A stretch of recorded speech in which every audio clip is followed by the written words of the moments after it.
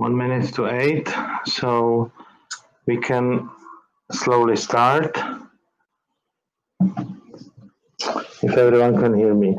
So for the moment, this time we will have second most important group of diseases after the fatigue syndrome, because everyone is more or less always tired. So the fatigue, which we discussed last time, was like a precondition of already diagnosis, which we can put under the big group of cardiovascular and neurovascular diseases, because they are very much linked.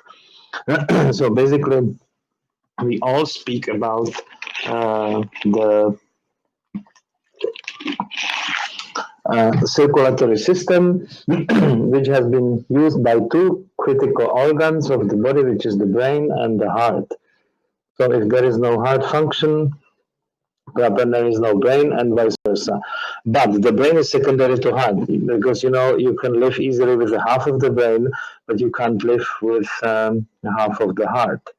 So I would focus now on very much on the heart, and as a consequence, vascular problems of central nervous system or peripheral nervous system as well. For the moment, we have under the current situation, cardiovascular diseases as the main threat of life in the Western world. 65% of all mortality is linked to cardiovascular, and when you take it with the stroke, which means the neurovascular condition, which is also based on the cardiovascular, then we face something like 69% of mortality in Western world is based on these two nosological units or diseases. So basically, we come to four major manifestations, which is myocardial infarction, which is the heart attack, and prior to this is ischemic heart disease, and that's myocardial infarction and angina. Angina pectoris is the chest pain, so it's a very frequent problem which you notice for the elderly people, and that's basically on the base of improper lifestyle and especially improper diet. The major problem of the diet is the diabetes, and that comes to the number 4 disease, which is a peripheral arterial disease, ischemia of the limbs, and so-called diabetic foot. Of course, we recognize all cardiovascular diseases mostly as a myocardial infarction and stroke. People don't recognize too much of the previous symptoms, because everyone says sometimes it's going to manifestate as a stress, as anxiety, but all this is linked to the heart. And heart, according to Greg Braden and Heart Math Institute in the United States, heart is the biggest emotional organ in our body. So that's why we have to take a great care about cardiovascular system, and also the pathologists use the term coronary heart disease, which would cover all of these. Now, the most important part of the action of the heart play the peptides, because without the peptides, there should not be one single contraction of the heart. Imagine that every signal and all the nervus vagus communication and bradycardim, bradykinin, all these are peptides that go to the proper receptors. So I think that we have to focus on peptides in cardiovascular diseases, because there is not a single organ except the brain, of course, which is focused on the neuropeptides, and I will speak about it later, is so much devoted to the peptides like heart. And there is the function of the muscularity and vascularity. So the muscle, the myocard is a special type of muscle, which from the latest research is not considered actually a muscle tissue, but an enormous density of capillaries. So that's what you see as a muscle tissue on an electron microscope of the high definition, is that all these fibers are actually part of little capillaries. So it's basically a huge sponge. And this huge sponge is fully regulated by peptides, because there are the vascular and myosin molecules. And all this is regulated by peptides. And deregulation of these vasoactive peptides, which I mentioned, like the vasoactive interstitial peptide, bradykinin, vasopressin. So all these are responsible for, if they don't work properly, they are responsible for vascular remodeling and inflammating endothel. So I think you have read many times lately in the past 2-3 years that the cause of the heart attack is not at all the cholesterol, but inflammation, because you may have cholesterol 250, 280, 300, 320, and nothing will happen unless you have inflammation. As you may know, that Eskimos in the North Pole has been examined by several cardiologists, finding out that with the highest cholesterol in the population, they have the lowest or almost zero incidence of myocardial infarction and cancer. Why? Because they don't take any sugar, they have lots of quality fat, and they don't use any bread. So the inflammation is caused by the bread. That's the key moment, because the bread is containing gluten, and especially pasta, which has been destroyed in the last 20 years. But the contents of Barilla and the Checo, which has been 20 years ago 7 to 10%, is now 30%.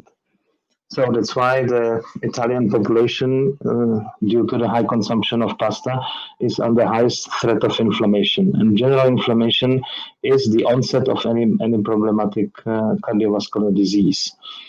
Now, peptides should be used as the first line preventative medication or preventative tool, because the opportunity of peptides is always debated in scientific community, because they claim that it is a low stability, size, rate of degradation, inadequate delivery, and what we discussed in my last seminar about the pharmacokinetics and pharmacodynamics.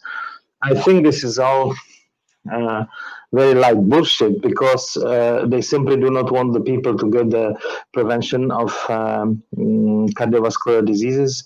Since it's the number one death threat, it's also number one sales. The statins is a blockbuster of every pharmaceutical company. And of course, they suggest that the angiotensin converting enzyme inhibitors, beta blockers, and all this is the key scientific modulation of the problem, which from our experience is not absolutely recognized, because they cause enormous amount of side effects. And as you may read in any cardiovascular medication, there is enormous side effect compound in every of these molecules, which are of course patented and widely sold. And as we said in my last seminar, you can't patent any peptide. So that's, I think, the major cause.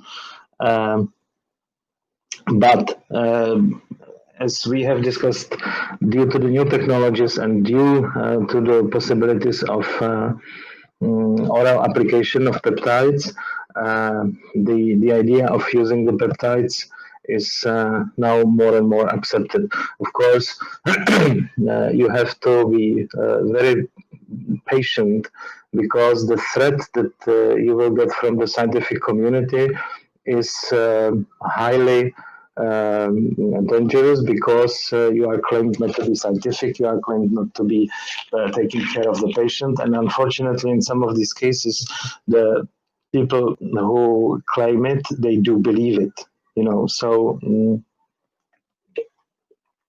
by my opinion, this needs strong resistance and to be patient. Now,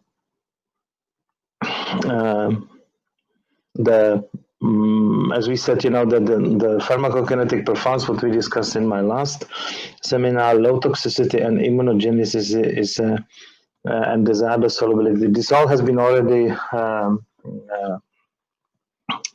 solved, and there are in the pipeline lots of new peptide sequences that are actually much more potent than the chemical drugs. And of course, they have also the new delivery methods, which are the oral, and which we discussed in my last seminar, due to the new capsules that can resist the acidity in the stomach and be on the solvent in duodenal or small intestine.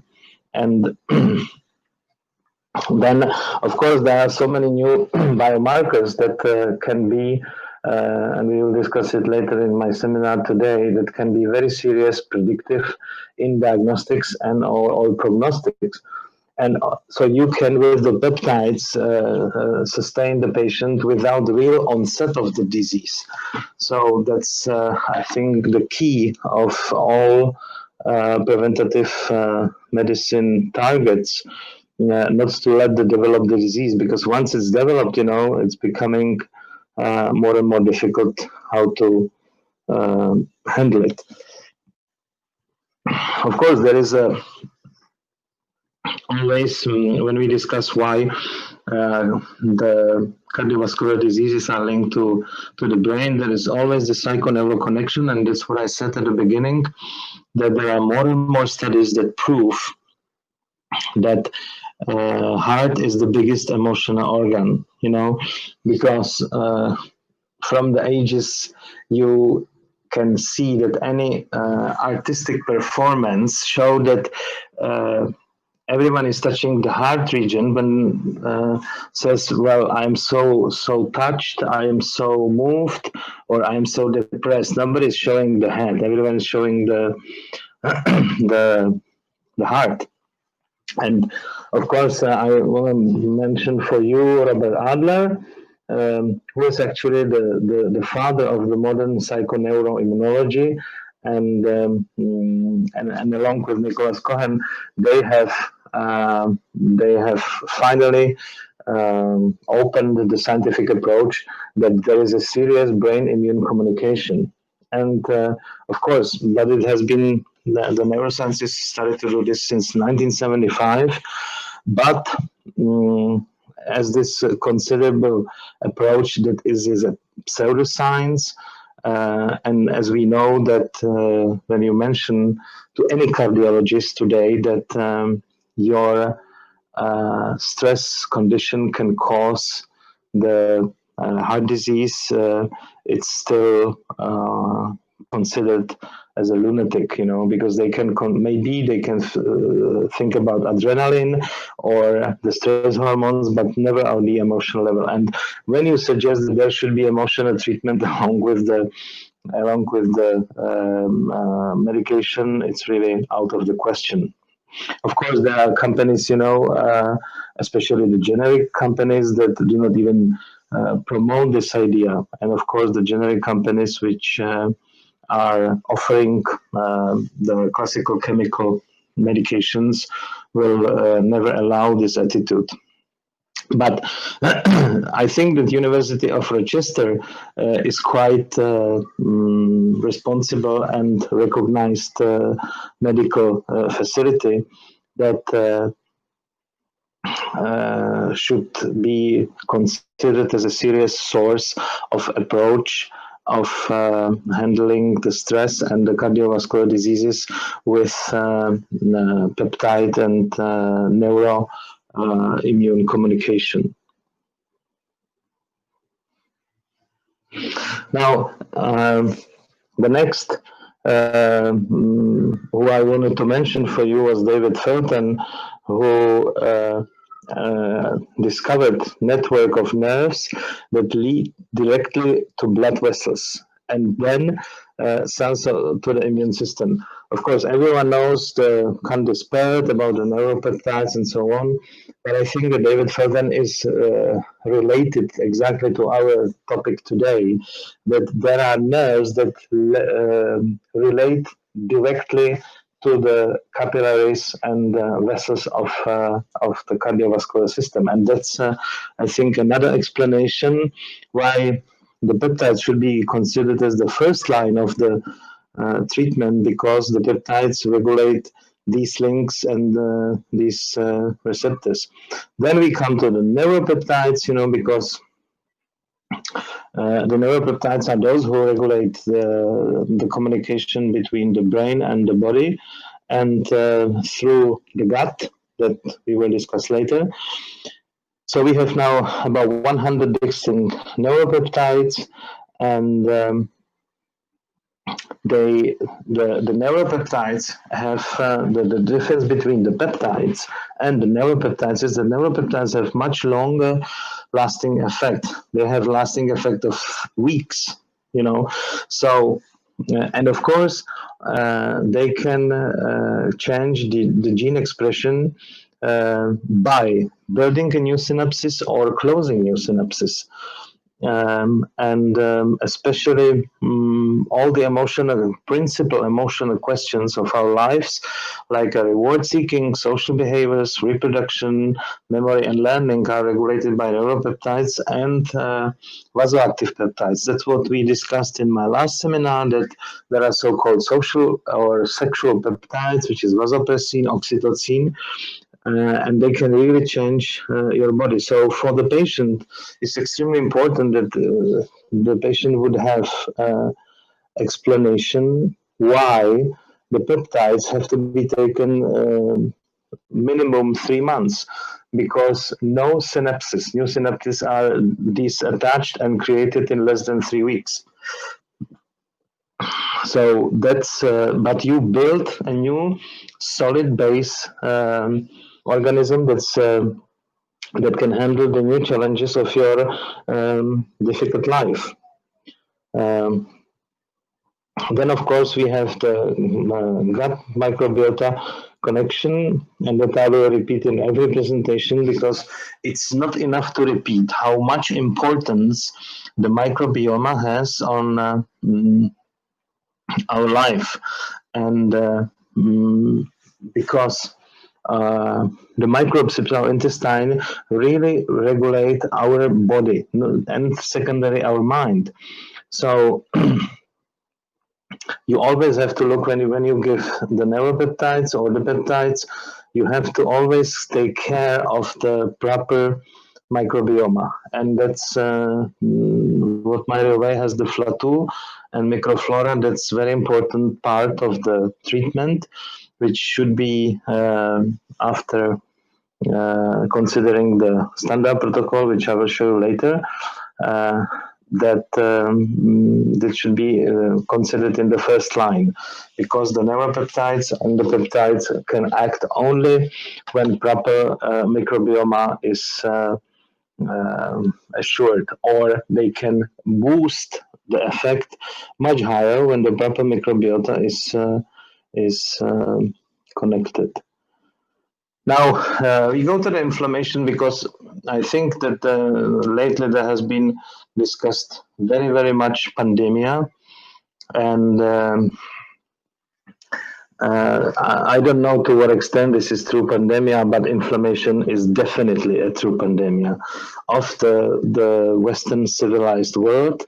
And as you may see, that inflammation is linked to all civilization diseases and the civilization type of lifestyle, and in Italy, especially to pasta, as I mentioned, because there's lots of chemical foods, and they start to have the inflammation. Now, um, there is inflammation which you have on the short term, which is the healthy one, and that's why we had it. But of course, when you constantly eat pasta which has 37% of gluten, as was one study of Barilla, then you may be sure that in a couple of months you will have an inflammation problems.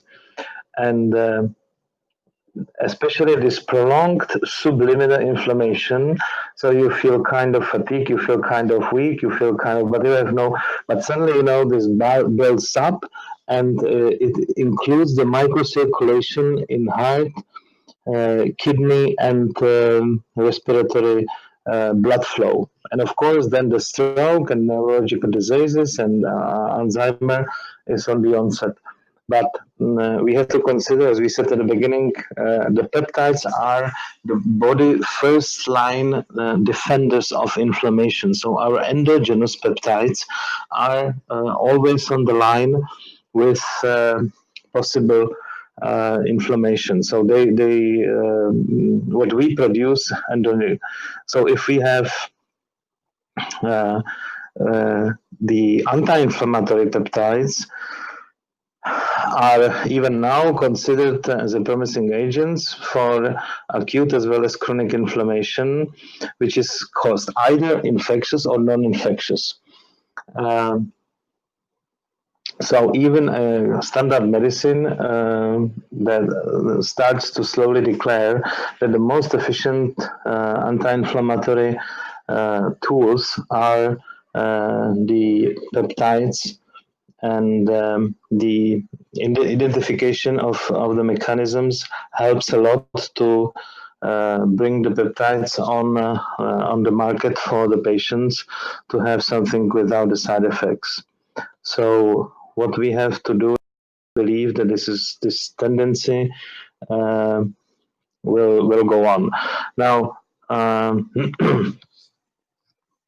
there has been huge research which peptides should be used, and they are taken from the herbs, they are taken from mammalian and from bacteria and marine origins. You may read lots of marine peptides, which are extremely efficient as anti-inflammatory properties. So that's really, the extraction of the marine proteins and the short chain peptides are now widely sold as the anti-inflammatory food supplement. But of course, in MyRealWay, the protection is classical example of combining the herbal peptides with other anti-inflammatory components, and I think it's one of the major products which should be taken by all population as a preventative anti-inflammatory treatment. So if everyone in Italy would have 30 days course of two protection, that would help a lot and save. If we could do, that's my aim, if we could do the study that 1 million Italians will take for 90 days two protection a day and compare with the incidence of heart attacks and strokes in this group, would be quite significant. But unfortunately, nobody will allow it. But I recommend you, those who can hear me now, think of yourself and those who you want to be healthy for this anti-inflammatory product. There is also another herb which is highly recommended in the anti-inflammatory and especially in the relation to viruses. It's the Cistus incanthus. So you may look at this herb. Uh, uh, that's where you may have lots of possible variations, but the peptides are the best. But even before, there were products which had lots of very positive effects on the inflammation. Aspirin is also borderline, but forget about the COX-1 and COX-2 anti-inflammatory. That's going to cause only the huge side effects. Now, how the inflammation actually starts. So what you should examine, if you can, of course, in the lab, when the patient comes, always make him the line of cytokines, because the cytokines are the first indicators that the inflammation is going to be serious, right? Now, the cytokines are all the interleukin families, and lots of homeopaths use the interleukin remedies to cool down the inflammation. Then the second one is tumor necrosis factor alpha. When you have tumor necrosis alpha high, you may have a heart attack, you may have a rheumatic arthritis, you may have a Crohn's disease, you may have a bacterial disease, and you may be on the onset of the cancer. So this inflammation leads to, then for the man, it's the prostaglandins, because prostaglandins who raise the nitric oxide are a sign of inflammation, especially in the man of the prostate.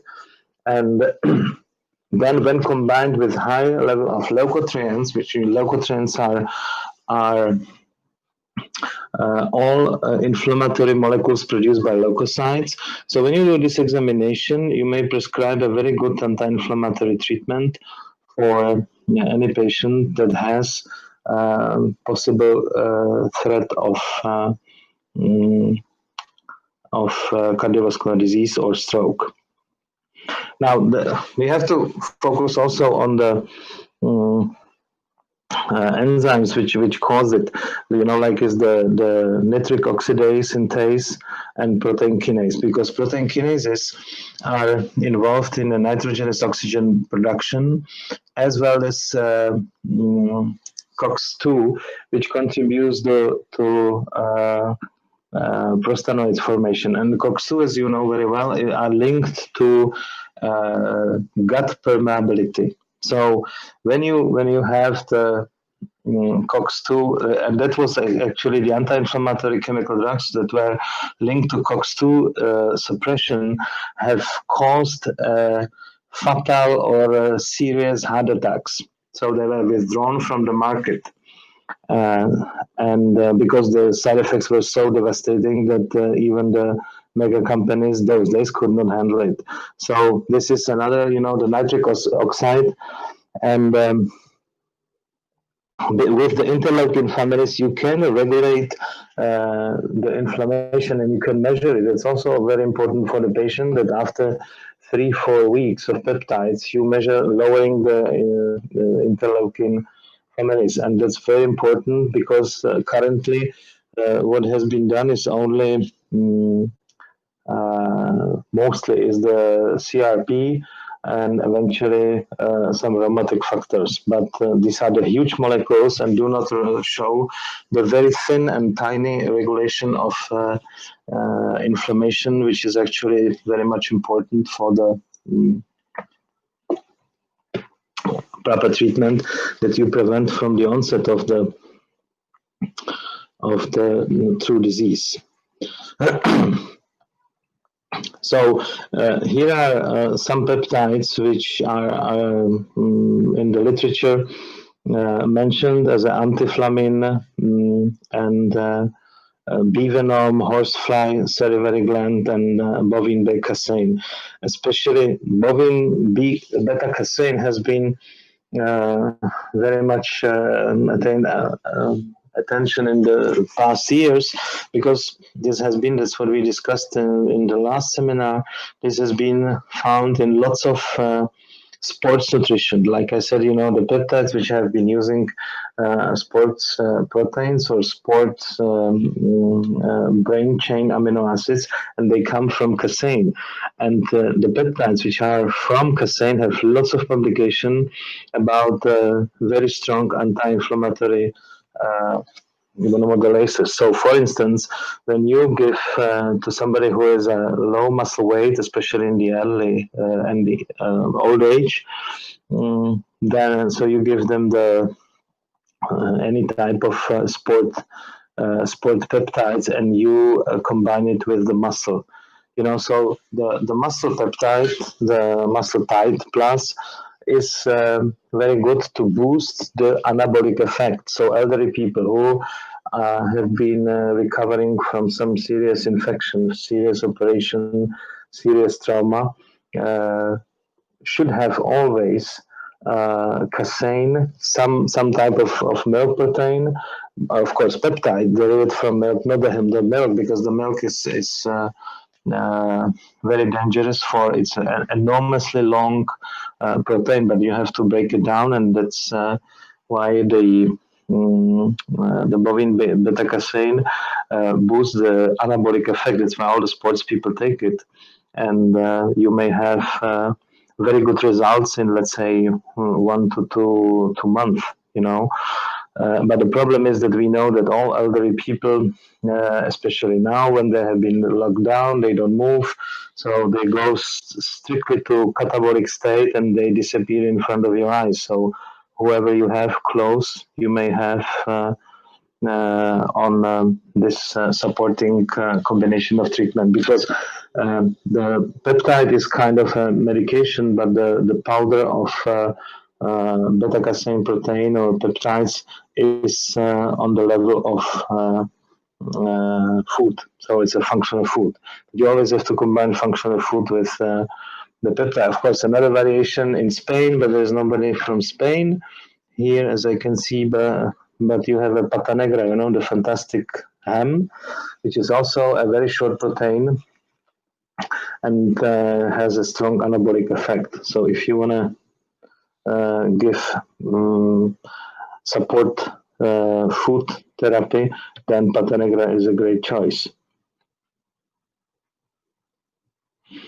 Now, as I mentioned before, the cytokines, the interleukin-6 and interleukin are elevated in most, if not all, inflammatory stages, recognized by targets of therapeutic intervention. And now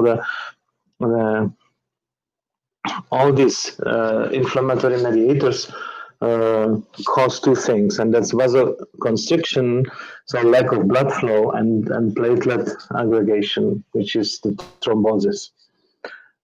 And there are several clinics in Germany that I have been visiting that they work only with capillary perfusion blood circulation. So they say the more you have capillaries open, the less inflammation will be in the body. That's why the less you move, the less you have the blood circulation, and the more you have possibility of the blood circulation. Now, again, we go back to the lots of literature which has been published for the effect of anti-inflammatory peptides, and especially the peptide then modulate the immune cell differentiation. So you have appropriate amount of T lymphocytes, B lymphocytes, the cytotoxic lymphocytes, and it's extremely important that, for instance, the peptide immune type plus is modulating the amount of B lymphocytes when you have bacterial viral infection, or T lymphocytes when you have oncological disease. And this is the key problem that very few people understand, that one product can have two effects. So normal people, normal doctors would say, so it stimulates T cells or B cells. And so it stimulates both. Depends on the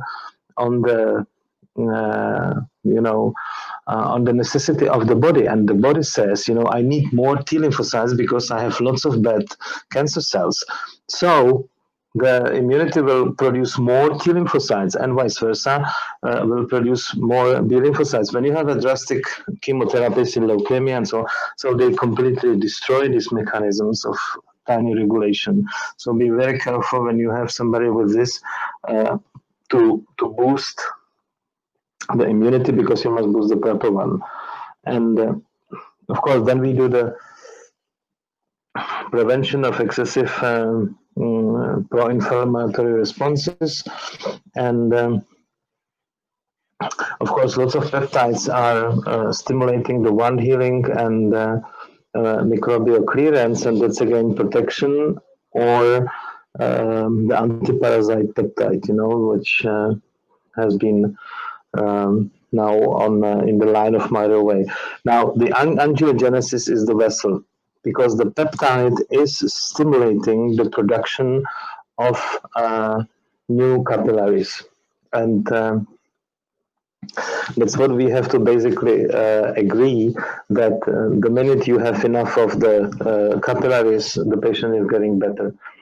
But if we cannot achieve it without emotion, then I think the peptides is, if you don't have a chance of intravenous infusion, peptides, oral peptides is the only way which can stimulate angiogenesis without harm. Now, the key, look in the literature for the role of interleukin-6, yes, and that's like the king of all interleukins or cytokines, because it does not regulate only inflammation and infection response, but it also regulates metabolic, regenerative, and neural processes.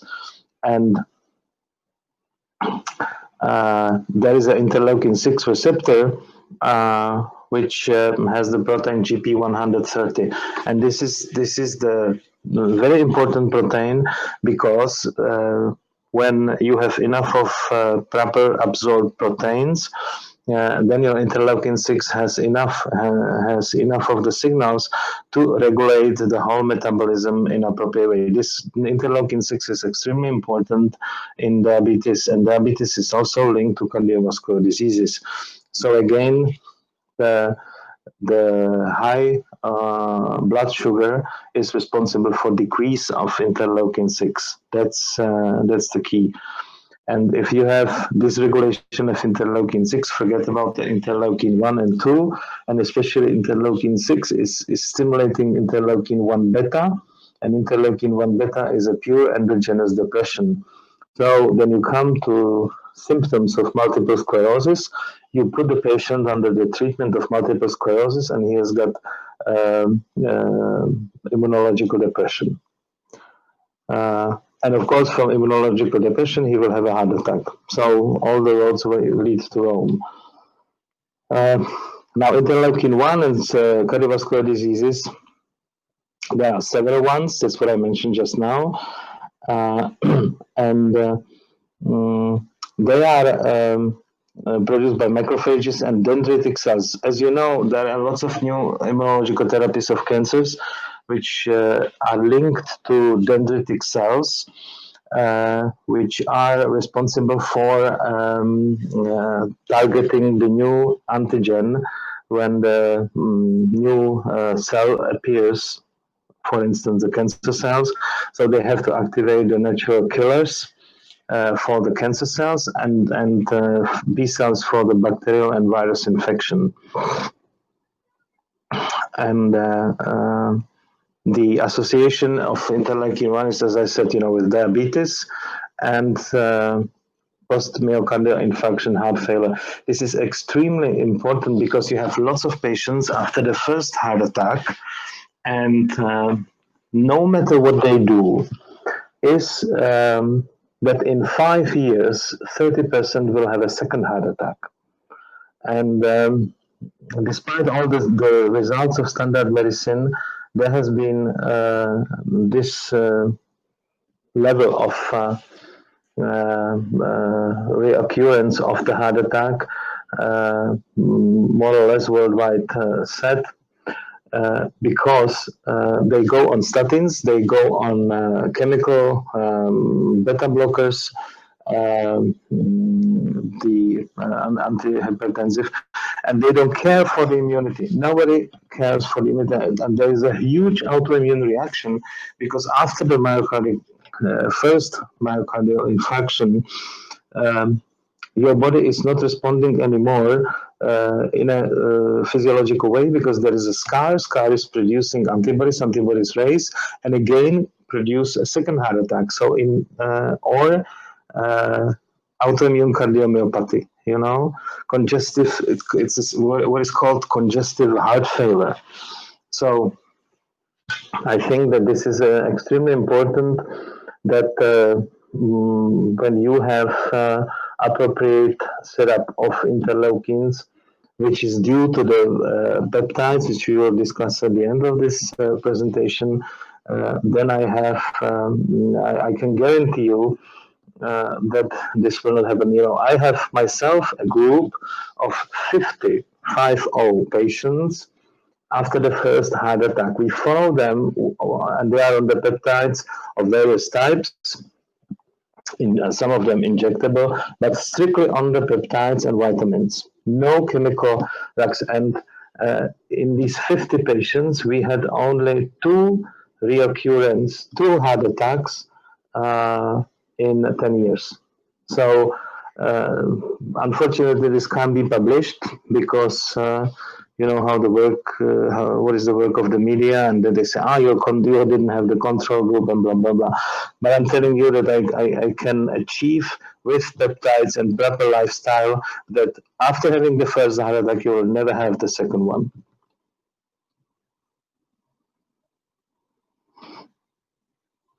Yes, there is also one very important moment, that the peptides suppress toll-like receptors.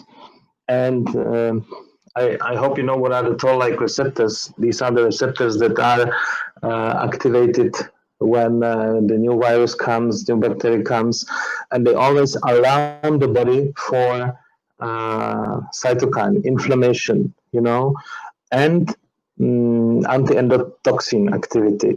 So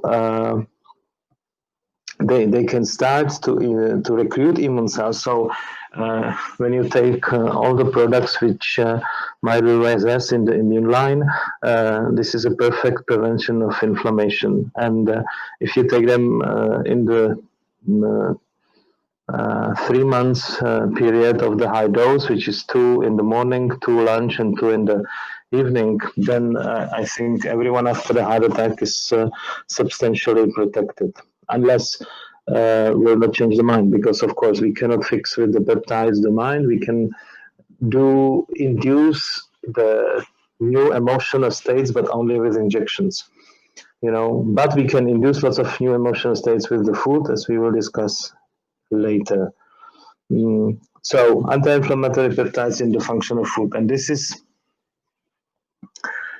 extremely important, that there is a Regimen peptide. I was mentioning my passion for the mushroom, for the mycotherapy with the peptides, because this paper proves that when you take cordyceps, the cordyceps contains a Regimen peptide. Of course, nobody can isolate currently the Regimen peptide, because it would be extremely expensive to have it as a single therapy. But when you combine the cordyceps with the peptides, it's awesome. So you have a high neuroprotective effect in cerebral ischemia, and you know that. Cordyceps, it has been described in many papers, and you may look in the internet. I think Chinese and Italians lots of publish about that, and Spanish. So when you have a cordyceps, you have automatically decreased of tumor necrosis factor alpha and interleukin-1 beta. And this is, very important. That's what I said, because you are not anymore depressed. Cordyceps is confirmed by this paper. You may look at the internet that cordyceps works as an antidepressant. So when you have the peptides like memory and brain, and you combine it with the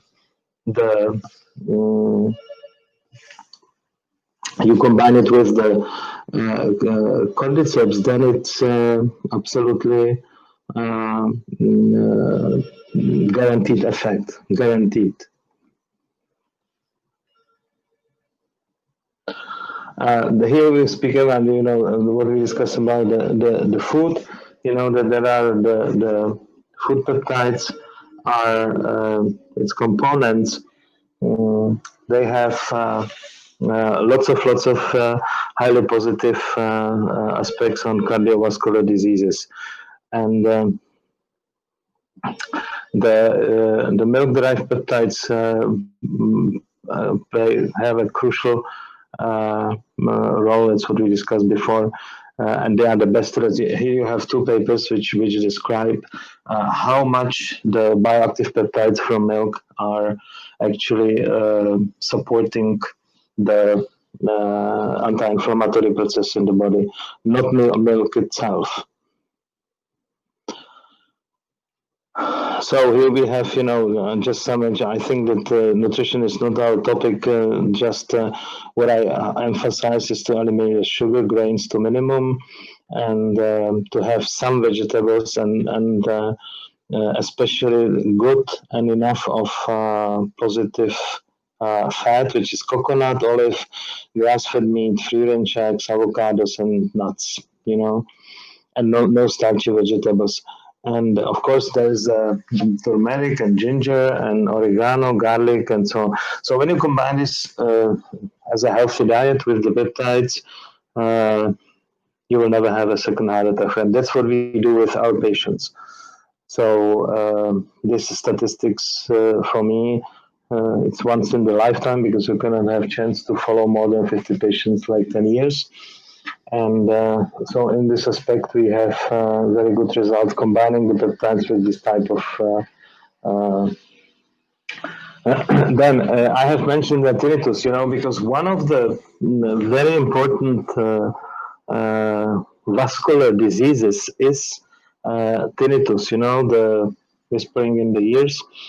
And the vitamin B12 is again with the supplementation important for the myelin sheaths and for the hearing loss. So when you have, for instance, the vessel, the vessel type plus, and you combine it with vitamin B12 and B6, which is not mentioned in this paper, then you have a very high level of probability to achieve decrease of tinnitus.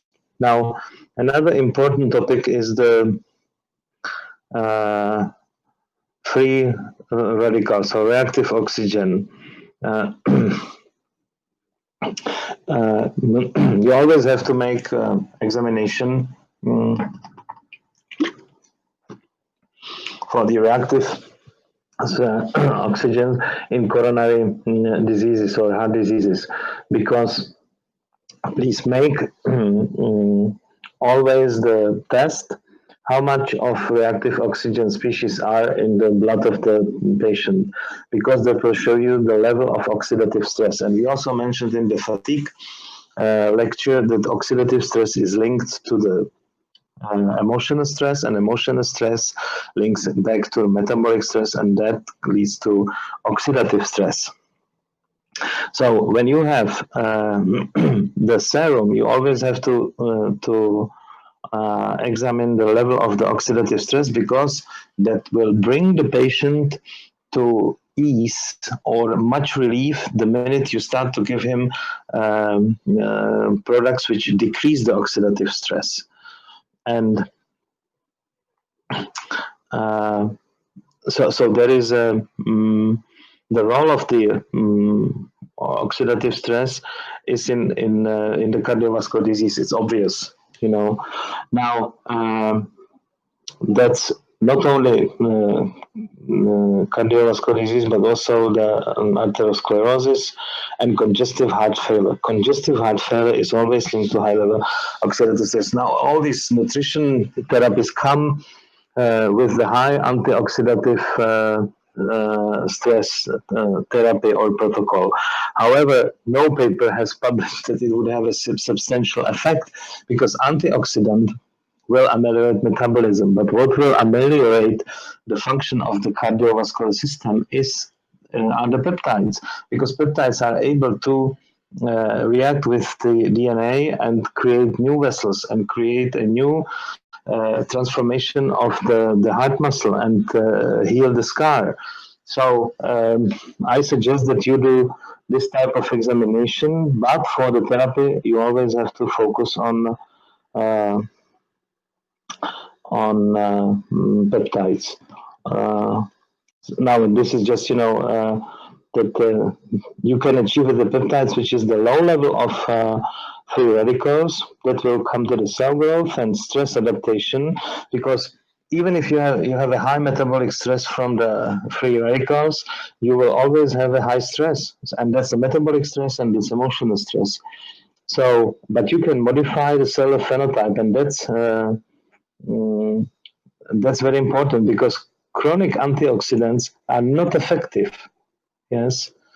And in the pathological state, when you have already all disease and you are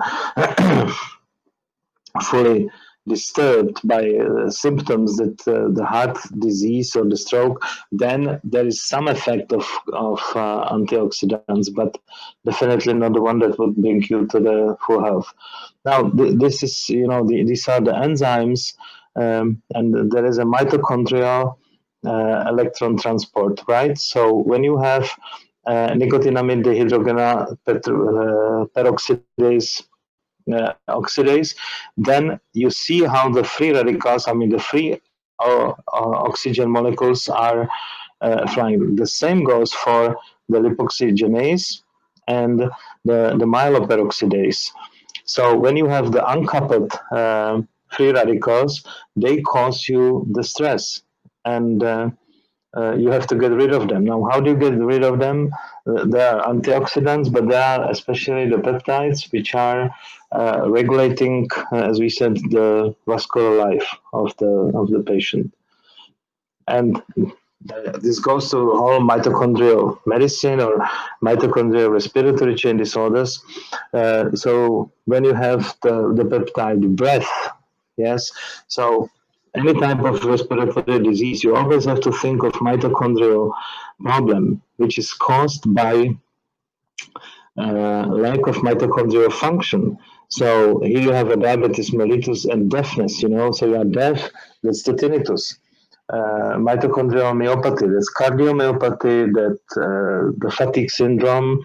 Then you have certain types of neuropathy, ataxia, retinitis pigmentosa, gastrointestinal encephalopathy. All this is related to mitochondrial dysfunction. So for the moment, this mitochondrial uh,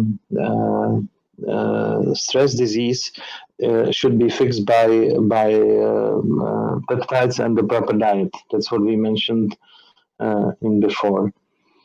Now, when showing you some of the yes, the therapy rules, which is for our patients, so the good sleep, that's very important. Anti-inflammatory diet, intermittent fasting, that was very well tolerated and helped for the high mitochondrial oxidative stress patients.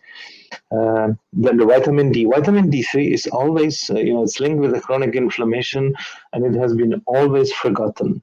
For the moment, we have find that 90% of the patients have a low vitamin D3 and vitamin C as well, but it's a secondary. But as well zinc and magnesium.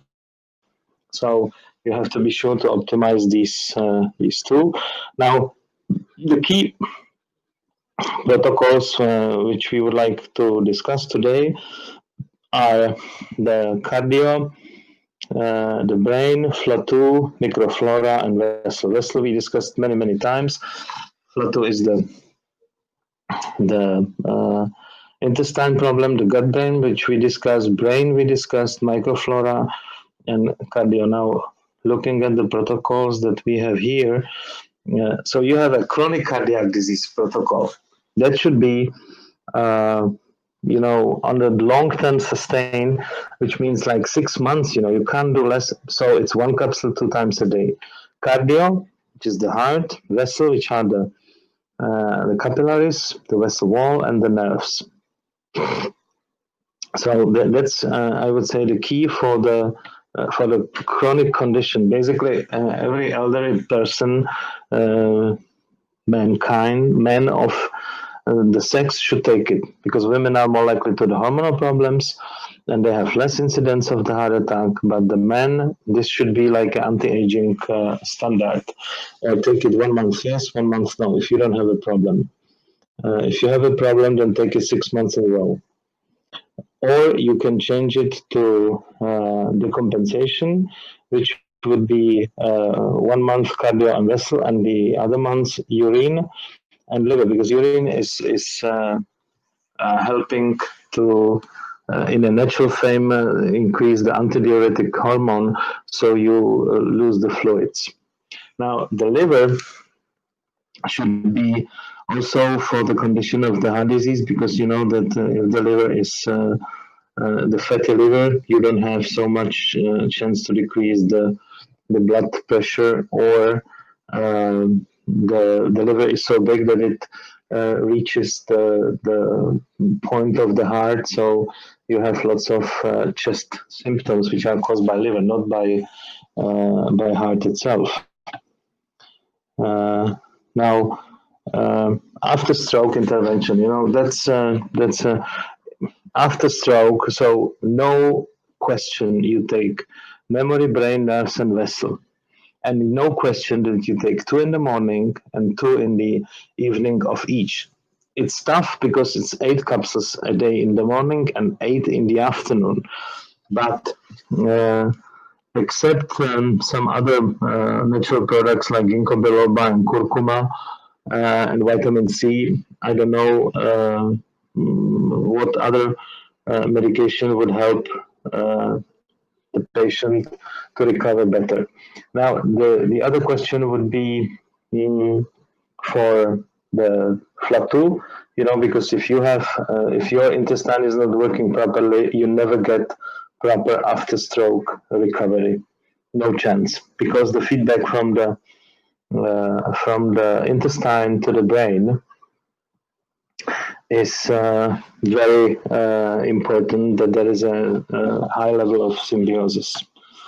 So I think for today it's all, and I just would like to mention the importance of red wine, which has lots of peptides, which we don't know even what are the peptides, but definitely they are. There is a recognition of 2,000 components, and all the studies prove that 0.3 liter a day for a man, 0.2 liter for a woman is perfect for any cardiovascular condition. So please don't forget peptides and the red wine. That's my conclusion of this seminar, and I hope you enjoy it. And we have 2 minutes for the question. So if anyone has a question, write me in now, or let's meet next week with some other theme which we would shortly present. So thank you very much and good night.